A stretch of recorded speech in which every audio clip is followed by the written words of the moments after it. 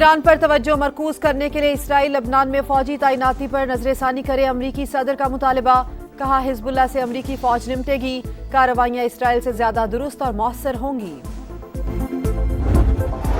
اور ڈنکی لگا کر اٹلی جاتے ہوئے اغوا ہونے والے 2 پاکستانی بازیاب، سما کے آواز اٹھانے پر ایف آئی اے کی بروقت کوششیں، طلحہ اور شہزاد کو تہران میں پاکستانی سفارت خانے پہنچا دیا گیا۔ امریکی جارحیت کی انتہا، امن کی امید بارود میں دب گئی، ایران پر مسلسل حملے جاری، 30 شہری اور 7 اہلکار شہید، ایرانی حکام نے بھی تصدیق کر دی، کئی مقامات پر شدید بمباری، ایران شہر پر 13 میزائل داغے گئے، فوج کی بیرک ٹارگٹ، وہ شہر میں 3 مقامات نشانہ، چابہار میں سمندری نگران ٹاور کو ہدف بنایا گیا، بندر عباس، سرک اور کیشم میں بھی دھماکے، کیش میں پانی اور بجلی کی تنصیبات کو نقصان، سینٹ کام کے مطابق 7 گھنٹوں پر محیط حملوں کا ایک اور مرحلہ مکمل، امریکہ نے ایران کی بحری ناکہ بندی بھی کر دی۔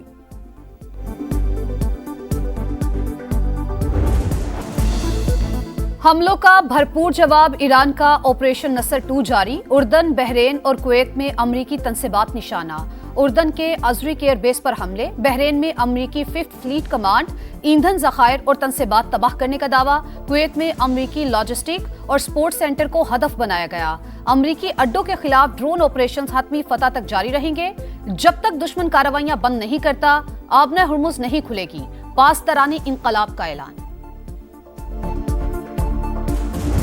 معاہدہ نہ کیا تو سب کچھ اڑا دیں گے، ٹرمپ کی ایران کو ہولناک نتائج کی دھمکی، آئندہ ہفتے بجلی گھر اور پل تباہ کرنے کی وارننگ دے دی، حملوں کا سلسلہ اسی وقت رکے گا جب وہ میز پر بیٹھیں گے، امریکی صدر کا فاکس نیوز کو انٹرویو، منگل کو ایران کے ساتھ مذاکرات کا اعتراف، کہا ابھی تہران کے پاس جنگ لڑنے کی صلاحیت موجود ہے لیکن یہ بہت زیادہ نہیں، ٹرمپ نے خلیجی ممالک کے لیے آبنہ ہرمز پر 20% فیس شرط واپس لے لی، اسرائیلی وزیر اعظم سے لبنان اور شام سے فوجیں نکالنے کا مطالبہ۔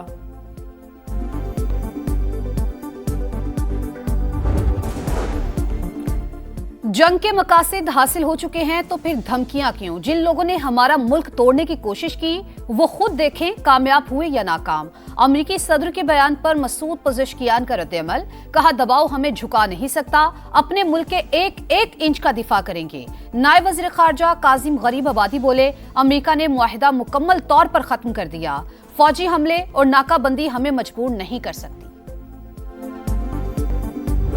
This is Federal Ministers made crisis. بندوق کے زور پہ یا دھرنا کے زور پہ نہ آئین ترمیم ہو جاتا ہے، نہ ہم ڈکٹیشن کل ماننے کے لیے تیار تھے نہ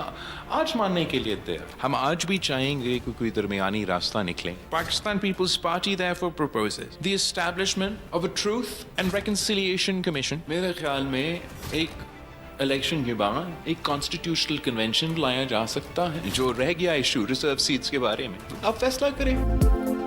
بندوق کے زور پر کوئی ترمیم نہیں ہو سکتی، آزاد کشمیر بحران کے حل کے لیے بااختیار ٹروتھ اینڈ ریکنسیلیشن کمیشن بنایا جائے، بلاول بھٹو کی مہاجرین کی نمائندگی کے معاملے پر الیکشن کے بعد آئینی کنونشن بلانے کی تجویز، موجودہ صورتحال کی ذمہ داری بعض وفاقی وزراء پر ڈال دی، مظفر آباد میں پارٹی عہدیداران اور ٹکٹ ہولڈر سے خطاب، کہا نامناسب بیانات سے معاملات اس نہج پر پہنچے، اب وفاقی وزراء کو ہی بہتری کے لیے کردار ادا کرنا ہوگا، کشمیر کا فیصلہ کشمیری ہی کریں گے، اسلام آباد میں بیٹھا شخص طے نہیں کر سکتا کہ کون کشمیری ہے اور کون نہیں، بلاول بھٹو نے کالعدم ایکشن کمیٹی کے خط کا جواب بھی دے دیا، دھرنے اور لانگ مارچ کا اعلان واپس لینے کا مطالبہ، مظاہرین اور سیکیورٹی فورسز پر تشدد کے الزامات کی تحقیقات پر زور۔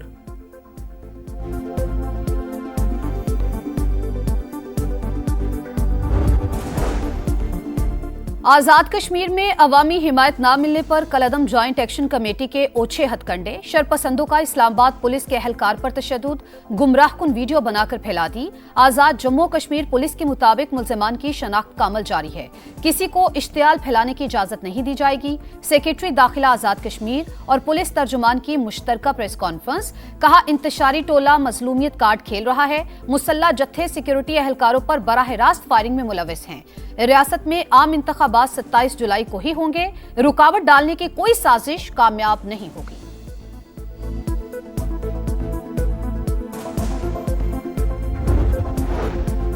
قومی سلامتی کے اداروں کے خلاف متنازع بیان، ایڈیشنل سیشن جج گجرانوالہ نے مولانا فضل الرحمان کو 28 جولائی کو طلب کر لیا، لاہور کی سیشن عدالت میں بھی سربراہ JUI کے خلاف اندراج مقدمہ کی سماعت، عدالت نے ڈائریکٹر NCCIA سے جواب مانگ لیا، سماعت 17 اگست تک ملتوی۔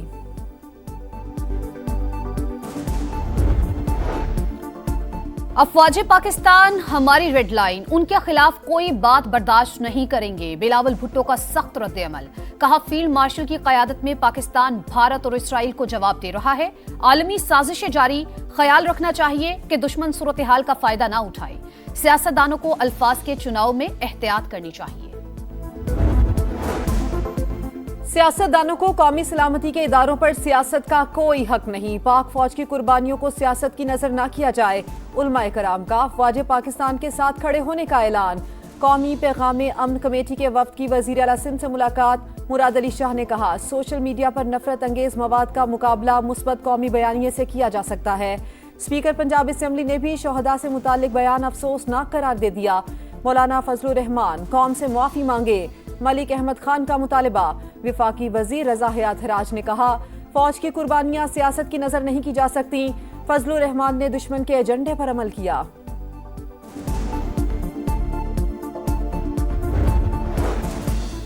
باتوں کا وقت گزر چکا، اب تیزی سے آگے بڑھنا ہوگا، لائف سٹاک کے شعبے میں خود انحصاری کے لیے وفاق اور صوبوں کو مل کر لمبا سفر طے کرنا ہے، وزیر اعظم کا سیمینار سے خطاب، معاشی اصلاحات سے متعلق جائزہ اجلاس میں شہباز شریف نے کہا پاکستان کی معیشت استحکام کی راہ پر گامزن، رواں سال معاشی ترقی اور کاروباری سرگرمیوں کے فروغ کا سال ہوگا، وزیر اعظم سے چیئرمین NDMA کی بھی ملاقات، شہباز شریف کی مانسون بارشوں کے دوران صوبوں اور اداروں میں روابط بہتر بنانے کی ہدایت۔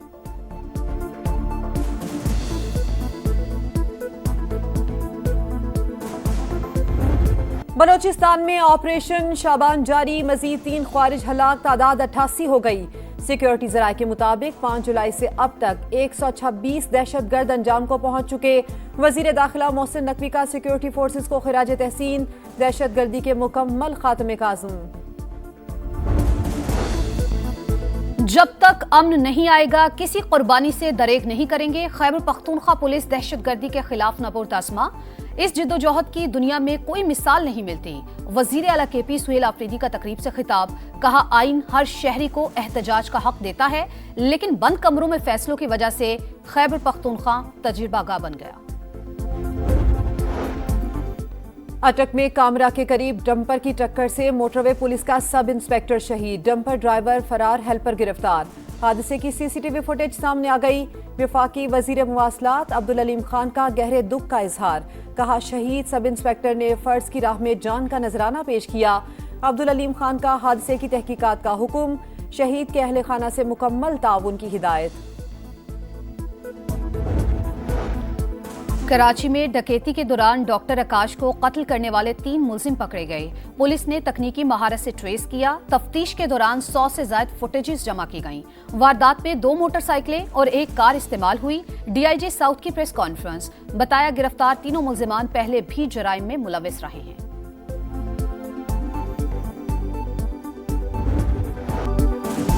بھارت کے جوہری اثاثے غیر محفوظ سیکیورٹی پر بڑا سوالیہ نشان، سب سے بڑے بھارتی جوہری پاور پلانٹ کا حساس ڈیٹا ڈارک ویب پر لیک، نقشے، سپلائرز کی تفصیلات، انشورنس دستاویزات اور تکنیکی معلومات شامل، تامل ناڈو میں واقع جوہری پلانٹ بھارتی توانائی پروگرام کا اہم حصہ، برطانوی خبر ایجنسی کے مطابق ڈیٹا ریلائنس انفراسٹرکچر سے منسلک سرور سے حاصل کیا گیا۔ امریکہ کا ایران پر بڑا معاشی حملہ، 50 کمپنیز اور شخصیات پر پابندیاں عائد کر دیں، محکمہ خارجہ کے مطابق کمپنیز، شخصیات اور آئل ٹینکرز کا تعلق محمد حسین شمخانی نیٹ ورک سے ہے، ایران کے $13 کروڑ کے ڈیجیٹل اثاثے بھی منجمد، وزیر خزانہ اسکاٹ بیسن کے مطابق ایران کے مرکزی بینک سے منسلک متعدد ڈیجیٹل والیٹس پر پابندیاں عائد کی گئی ہیں۔ خطے پر جنگ کے اثرات، عالمی منڈی میں خام تیل پھر مہنگا، امریکی آئل کی قیمت $79.6 فی بیرل تک پہنچ گئی، برینٹ کروڈ $85.7 پر ٹریڈ۔